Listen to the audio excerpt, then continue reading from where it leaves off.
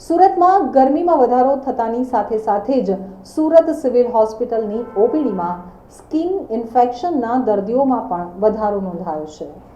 સુરતમાં સિઝનમાં મોટા પાયાના દર્દીઓ સ્કિન ફંગલ ઇન્ફેક્શનથી પીડાઈ રહ્યા હોય તેવું જોવા મળી રહ્યું છે। તો નવી સિવિલ હોસ્પિટલના સ્કિન રોગ વિભાગમાં હાલમાં ફંગલ ઇન્ફેક્શનના રોજના 500થી 550 જેટલા દર્દીઓ સારવાર માટે આવી રહ્યા છે। સિવિલ હોસ્પિટલમાં સારવાર માટે આવતા દર્દીઓ ફરિયાદ કરે છે કે છેલ્લા કેટલાક દિવસોથી અતિશય ગરમીના કારણે શરીર ઉપર ખંજવાળ, લાલાશ અને નાની ફૂડલીઓ થઈ રહી છે। બજારમાં ઉપલબ્ધ તમામ પ્રકારની ક્રીમ અને દવાઓ રાહત આપી રહી નથી। જેમ જેમ ફેબ્રુઆરી મહિનો વીતતો ગયો તેમ દર્દીઓની સંખ્યા વધવા લાગી હતી।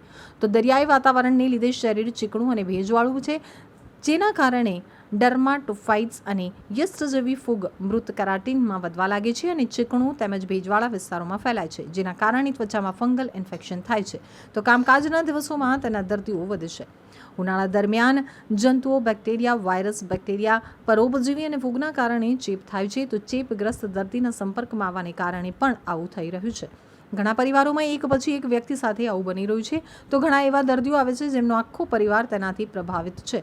ડૉક્ટરે કહ્યું કે તેની કોઈ કાયમી સારવાર નથી, પરંતુ સારવાર અને દવા બંધ થતાં જ તે ફરીથી પ્રભાવશાળી બની જાય છે અને તેનો ચેપ હંમેશા શરીરમાં રહે છે। તેની સારવાર કરી શકાય છે, પરંતુ તેને દૂર કરી શકાતું નથી। ઉનાળામાં ભેજવાળા વાતાવરણમાં ફૂગનો હુમલો વધે છે। આ જ કારણ છે કે આ દિવસોમાં મોટાભાગના લોકો ફંગલ ઇન્ફેક્શનનો શિકાર બન્યા છે। ડૉક્ટરોનું કહેવું છે કે ચુસ્ત કપડાં પહેરવા પણ આ બીમારીને આમંત્રણ આપે છે, જેના કારણે કપડાના બેક્ટેરિયા હંમેશા શરીરના સંપર્કમાં રહે છે, તેથી જ તે ખૂબ જ ઝડપથી ફેલાય છે। સિવિલ હોસ્પિટલના સુપ્રિન્ટેન્ડન્ટ ડૉક્ટર ગણેશ ગોવીકરે જણાવ્યું હતું કે ગરમીના કારણે ચામડીના રોગોના દર્દીઓમાં વધારો થયો છે। 400થી 450 ઓપીડી આવતી હતી, તે વધીને 500થી 550 થઈ ગઈ છે। ઉનાળામાં ફૂગ અને ફોટો સેન્સિટિવિટીના દર્દીઓ સૌથી વધારે આવે છે। તો દર્દીઓ ફરિયાદ કરે છે કે તેઓ સ્વધ્યાન કરતા હતા, પરંતુ રાહત મળતી ન હતી। હાલમાં દર્દીઓની સંખ્યા વધી રહી છે। ડૉક્ટર ગણેશ ગોવીકરે જણાવ્યું હતું કે ઢીલા સુતરાઉ કપડાં પહેરો, જીન્સ, સિન્થેટિક અને ચુસ્ત કપડાં ન પહેરો, ચેપગ્રસ્ત દર્દીના સાબુ અને ટુવાલ જેવી વસ્તુઓનો ઉપયોગ કરવાનું ટાળો। સૂર્યપ્રકાશની એલર્જીથી પીડાતા દર્દીઓએ બિનજરૂરી બહાર ન જવું જોઈએ। ગમોરિયા, દાંત ખરજવું, સફેદ ડાઘ તેમજ એલર્જીથી પીડાતા દર્દીઓમાં પણ વધારો થયો છે। તબીબોનું કહેવું છે કે દર વર્ષે મોટી સંખ્યામાં ચામડીના રોગના દર્દીઓ સિવિલ હોસ્પિટલમાં આવે છે, પરંતુ આ વર્ષે તેમાં 40% વધારો થયો છે। સિવિલ હોસ્પિટલમાંથી પ્રાપ્ત વિગત મુજબ આ વર્ષે ચામડીના રોગથી પીડિત દર્દીઓમાં મોટાભાગના પુખ્ત વયના છે।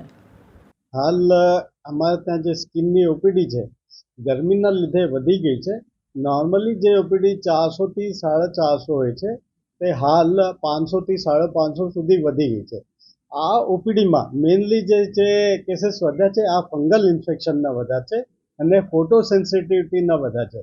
નોર્મલી જે ફંગલ ઇન્ફેક્શન 50 સુધી હોય છે, જે અત્યારે પરસેવના લીધે 150 સુધી પહોંચી ગઈ છે અને ફોટો સેન્સિટિવિટી જે નોર્મલી શિયાળામાં 2 થી 3 હોય છે, જે અત્યારે 25 સુધી હોય છે। આ જે ગરમીના કારણે જે આ વધી રહ્યું છે ચામડીના રોગ, તેને લઈને લોકોનું શું ધ્યાન રાખવું જોઈએ? આ ગરમીના લીધે મેઇન વસ્તુ એ ધ્યાન રાખવાની છે કે પતલા કપડાં પહેરવાના છે અને જો પરસેવો એટલે વારંવાર કપડાં બદલી કાઢીએ, જેના લીધે આ ઇન્ફેક્શન ઓછું થઈ શકે છે। વધારેમાં વધારે બહાર નીકળવાનું, ગરમીમાં નીકળવાનું અવોઇડ કરે, જેથી બપોરે 11થી 4 વાગ્યા સુધી, જ્યાં સુધી જરૂરી ના ત્યાં સુધી ગરમીમાં ના નીકળે।